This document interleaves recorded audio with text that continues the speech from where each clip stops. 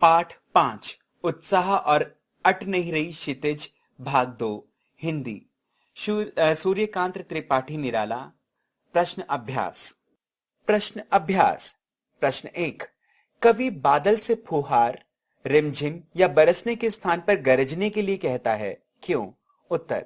कवि ने बादल से फुहार, रिमझिम या बरसने के लिए नहीं कहता बल्कि गरजने के लिए कहा है, क्योंकि गरजना विद्रोह का प्रतीक है। कवि ने बादल के गरजने के माध्यम से कविता में नूतन विद्रोह का आह्वान किया है। प्रश्न 2।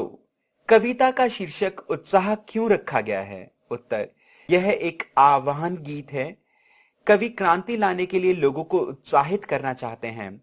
बादल का गरजना लोगों के मन में उत्साह भर देता है, इसलिए कविता का शीर्षक उत्साह रखा गया है। प्रश्न 3। कविता में बादल किन किन अर्थों की ओर संकेत करता है? उत्तर। कविता में बादल निम्नलिखित अर्थों की ओर संकेत करता है। पहला, जल बरसाने वाली शक्ति है। दूसरा, बादल पीड़ित प्यासे जन की आकांक्षाओं को पूरा करने वाला है। तीसरा, बादल कवि में उत्साह और संघर्ष भर कविता में नया जीवन लाने में सक्रिय है। प्रश्न 4। शब्दों का ऐसा प्रयोग जिससे कविता के किसी खास भाव या दृश्य में भाव पैदा हो, नाद सौंदर्य कहलाता है। उत्साह कविता में ऐसे कौन से शब्द हैं जिनमें नाद सौंदर्य मौजूद है? छांट कर लिखिए। उत्तर। कविता की इन पंक्तियों में नाद सौंदर्य मौजूद है। घेर घेर घोर गगन धाराधर ओ। दूसरा, ललित ललित काले घुंघराले बाल कल्पना कैसे पाले। तीसरा, विद्युत छवि उर्मे अट नहीं रही। प्रश्न 1। छायावाद की एक खास विशेषता है अंतर्मन के भावों का बाहर की दुनिया से सामंजस्य बिठाना। कविता की किन पंक्तियों को पढ़कर यह धारणा पुष्ट होती है? लिखिए। उत्तर। कविता के निम्नलिखित पंक्तियों को पढ़कर यह धारणा पुष्ट होती है कि प्रस्तुत कविता में अंतर्मन के भावों का बाहर की दुनिया से सामंजस्य बिठाया गया है।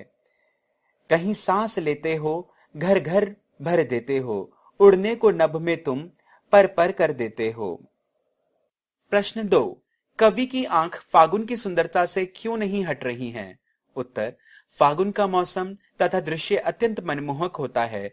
चारों तरफ का दृश्य अत्यंत स्वच्छ तथा हरा भरा दिखाई दे रहा है। पेड़ों पर कहीं हरी तो कहीं लाल पत्तियां हैं। फूलों की मंद मंद खुशबू हृदय को मुग्ध कर लेती हैं। इसलिए कवि की आंख फागुन की सुंदरता से हट नहीं रही है। प्रश्न 3। प्रस्तुत कविता में कवि ने प्रकृति की व्यापकता का वर्णन किन रूपों में किया है? उत्तर। प्रस्तुत कवि सूर्यकांत त्रिपाठी निराला जी ने फागुन के सर्वव्यापक सौंदर्य और मादक रूप के प्रभाव को दर्शाया है। पेड़ पौधे नए नए फल और फूलों से अटे पड़े हैं। हवा सुगंधित हो उठी है। प्रकृति के कण कण में सौंदर्य भर गया है।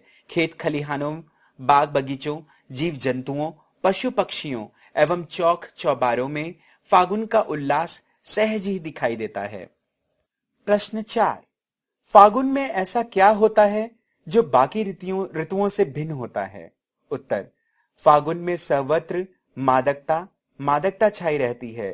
प्राकृतिक शोभा अपने पूर्ण यौवन पर होती है। पेड़ पौधे नए पत्तों, फल और फूलों से लद जाते हैं। हवा सुगंधित हो उठती है। आकाश साफ स्वच्छ होता है। पक्षियों के समूह आकाश में विहार करते दिखाई देते हैं। बाग बगीचों पक्षियों में उल्लास भर जाता है। इस तरह फागुन का सौंदर्य बाकी ऋतुओं से भिन्न है। प्रश्न 5।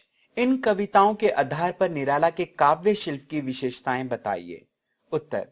महाकवि सूर्यकांत त्रिपाठी निराला जी छायावाद के प्रमुख कवि माने जाते हैं। छायावाद की प्रमुख विशेषता है प्रकृति चित्रण और प्रकृति उत्पादनों का मानवीकरण। उत्साह और अट नहीं रही है दोनों ही कविताओं में प्राकृतिक उपादानों का चित्रण और मानवीकरण हुआ है। काव्य के दो पक्ष हुआ करते हैं, अनुभूति पक्ष और अभिव्यक्ति पक्ष, अर्थात भाव पक्ष और शिल्प पक्ष। इस दृष्टि से दोनों कविताएं सराहे हैं। छायावाद की अन्य विशेषताएं जैसे गेयता, प्रवाहमयता, अलंकार योजना और संगीतात्मकता आदि भी विद्यमान है। निराला जी की भाषा एक ओर जहां संस्कृतनिष्ठ, सामासिक और आलंकारिक है, तो वहीं दूसरी ओर ठेठ ग्रामीण शब्द का प्रयोग भी पठनीय है। अतुकांत शैली में रचित कविताओं में क्रांति का स्वर, मादकता एवं मोहकता भरी है। भाषा सरल, सहज, सुबोध और प्रवाहमयी है।